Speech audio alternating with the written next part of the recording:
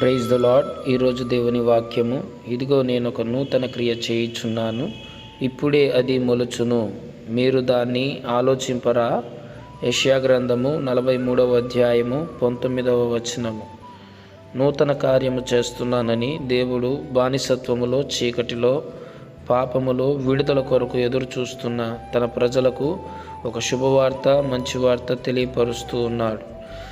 ఎవరికి నూతన క్రియ జరుగుతుంది? ఎవరి జీవితంలో నూతన కార్యం జరుగుతుంది అంటే, ఎవరైతే ప్రభువుని తమ సొంత రక్షకునిగా అంగీకరిస్తారో, ఆయన వైపు తిరుగుతారో వారికి నూతన క్రియలు, నూతన కార్యాలు జరుగుతాయి.